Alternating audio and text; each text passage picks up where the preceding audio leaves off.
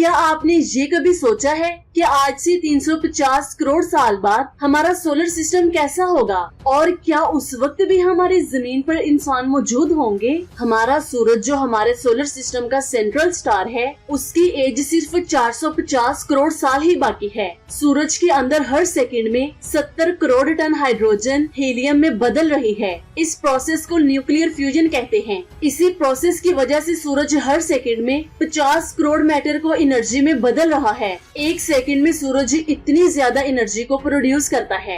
ये इतनी एनर्जी है जितनी हम इंसानों ने अपनी पूरी लाइफ में इस्तेमाल भी नहीं की।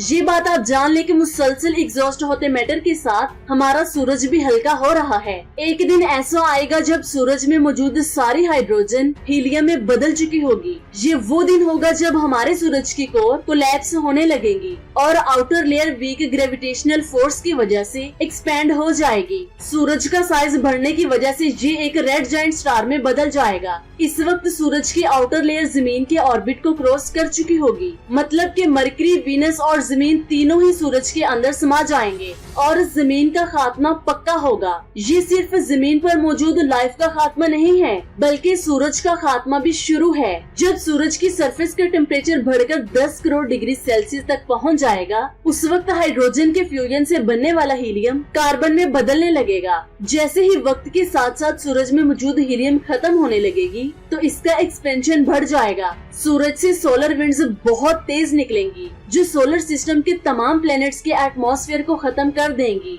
साइंटिस्ट का मानना है कि जब हमारा सूरज 1000 करोड़ साल का हो जाएगा, तब वो एक व्हाइट ड्वार्फ में बदल जाएगा। सोलर सिस्टम की हिस्ट्री में एक वक्त ऐसा भी आएगा जब सूरज अपनी मैक्सिमम ब्राइटनेस पर पहुंच चुका होगा। यूरोपियन स्पेस एजेंसी के मुताबिक हमारा सूरज जब 8 करोड़ साल का हो जाएगा, तो उस वक्त वो अपनी मैक्सिमम ब्राइटनेस पर पहुंच जाएगा, यानी कि ये आज से 350 करोड़ साल बाद होने वाला है। आइए अब ये जानते हैं कि उस वक्त सोलर सिस्टम में मौजूद प्लैनेट्स का क्या हाल होगा। एक अंदाजे के मुताबिक आज से 350 करोड़ साल बाद सूरज की ब्राइटनेस 35 से 40% तक बढ़ चुकी होगी। क्या आप ये जानते हैं कि इसका सबसे बुरा असर किस प्लेनेट पर होगा? वो प्लेनेट है मरकरी, जो सूरज के सबसे ज्यादा करीब है। ब्राइटनेस के बढ़ने की वजह से इसका टेम्परेचर भी बढ़ जाएगा और मरकरी की सरफेस बहुत ज्यादा गर्म हो जाएगी, जिसकी वजह से इसका कलर ग्रे से डार्क ब्राउन में बदल जाएगा। नासा के इस स्पेसक्राफ्ट ने मरकरी के क्रेटर्स में वाटर आइस के एविडेंस को भी डिस्कवर किया है।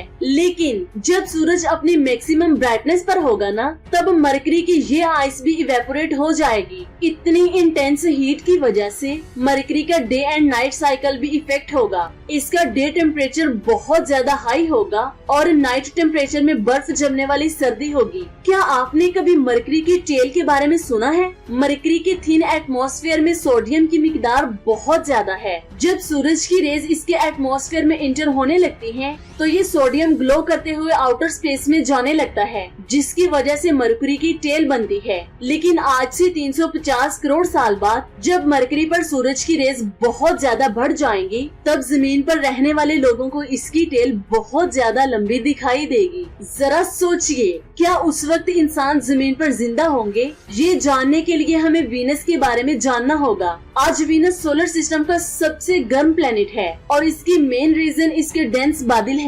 लेकिन जब सूरज अपनी मैक्सिमम ब्राइटनेस पर पहुंच जाएगा ना, तो उस वक्त इसकी इंटेंस सोलर फ्लेयर्स इसके इंटेंस क्लाउड्स को आहिस्ता आहिस्ता कट कर देंगी। जरा रुकिए, इसका ये मतलब हरगिज नहीं है कि वीनस इतना गर्म नहीं रहेगा या फिर यहाँ लिविंग कंडीशंस बन जाएंगी। दरअसल आज से 350 करोड़ साल बाद भी वीनस पर लाइफ की कोई भी चांसेस नहीं होंगे। इन डेंस क्लाउड्स के डिस्ट्रॉय होने का सीधा इफेक्ट वीनस की रोटेशन पर होगा। अपने डेंस क्लाउड्स की वजह से वीनस बहुत ज्यादा स्लो रोटेट करता है। जब ये डेंस क्लाउड्स खत्म हो जाएंगे, तो वीनस सूरज के साथ ग्रेविटेशनली लॉक्ड हो जाएगा, यानी कि इसकी एक साइड पर हमेशा दिन और दूसरी साइड पर हमेशा रात होगी। लेकिन वो प्लेनेट जो सूरज की ब्राइटनेस के बढ़ने की वजह से सबसे ज्यादा इफेक्ट होगा वो है हमारी जमीन, क्योंकि ये वो प्लेनेट है जहाँ लाइफ मौजूद है। सूरज की इंटेंस हीट और लाइट जमीन के ओशन को खुश्क कर देंगी और जमीन के पोल्स पर मौजूद आइस भी इवेपोरेट हो जाएगी। अब जमीन पर पानी की एक बूंद भी नहीं होगी और टेम्परेचर 100 डिग्री से भी बढ़ जाएगा। अब जमीन के एटमॉस्फेयर में सिर्फ थोड़ी बहुत ऑक्सीजन ही मौजूद होगी, लेकिन पानी के बगैर यहाँ पर लाइफ नामुमकिन होगी। अब सवाल ये है कि क्या जमीन की दूसरी स्पीशीज के साथ हम इंसान भी खत्म होने वाले हैं या फिर नहीं। 350 करोड़ साल बहुत ज्यादा वक्त है। हो सकता है कि उस वक्त हम इंसान जमीन को छोड़कर किसी और सोलर सिस्टम में रह रहे हों और जहां हम इंसान पैदा हुए हैं वो एक आग का गोला बनकर सूरज का चक्कर लगाता रहेगा। अगर बात की जाए मार्स की तो यहाँ कुछ खास फर्क नहीं पड़ेगा, क्योंकि ये तो पहले ही बर्बाद हो चुका है और ये अपने मैग्नेटिक फील्ड को पहले से ही खो चुका है, जिसकी वजह से इसका एटमॉस्फेयर ऑलरेडी बहुत ज्यादा पतला है। सूरज की ब्राइटनेस बढ़ने की वजह से इसका बचा कुछ एटमॉस्फेयर भी खत्म हो जाएगा, जिसकी वजह से इसका कलर भी चेंज हो जाएगा। अब बात करते हैं सोलर सिस्टम के सबसे बड़े प्लेनेट जुपिटर की। इसके गैसियस क्लाउड्स का कलर रेड एंड ब्राउन हो जाएगा। इस प्लेनेट पर हरिकेन्स आज की निस्बत बहुत ज्यादा आएंगे और ग्रेट रेड स्पॉट से भी ज्यादा बड़े बड़े स्पॉट्स देखने को मिलेंगे। सूरज की ब्राइटनेस और हीट बढ़ने के साथ सोलर सिस्टम का हैबिटेबल जोन भी